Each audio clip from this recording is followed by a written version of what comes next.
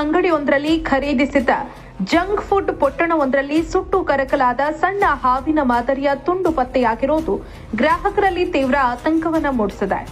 ಬೆಳ್ತಂಗಡಿ ತಾಲೂಕಿನ ಮುಂಡಾಜೆಯ ಸೋಮಂತಡ್ಕ ಪರಿಸರದಲ್ಲಿ ಈ ಘಟನೆ ನಡೆದಿದೆ. ಮದರಸದಿಂದ ಮನೆಗೆ ವಾಪಸ್ಸಾಗ್ತಾ ಇದ್ದ ಮಕ್ಕಳು ಸ್ಥಳೀಯ ಅಂಗಡಿಯೊಂದರಿಂದ ಜಂಕ್ ಫುಡ್ ಪ್ಯಾಕೆಟ್ ಅನ್ನ ಖರೀದಿಸಿದ್ರು.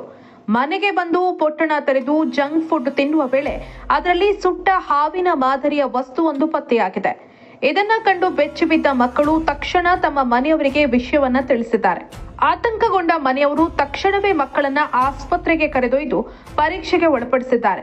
ವೈದ್ಯಕೀಯ ಪರೀಕ್ಷೆ ನಡೆಸಿದ ಬಳಿಕ ಮಕ್ಕಳು ಆರೋಗ್ಯವಾಗಿದ್ದಾರೆ ಅಂತ ವೈದ್ಯರು ದೃಢಪಡಿಸಿದ್ದಾರೆ ಎಂದು ಜಂಕ್ ಫುಡ್ ತಿಂದ ಮಗುವಿನ ತಂದೆ ಅಬ್ದುಲ್ ಮುಸ್ಲಿಯಾರ್ ತಿಳಿಸಿದ್ದಾರೆ.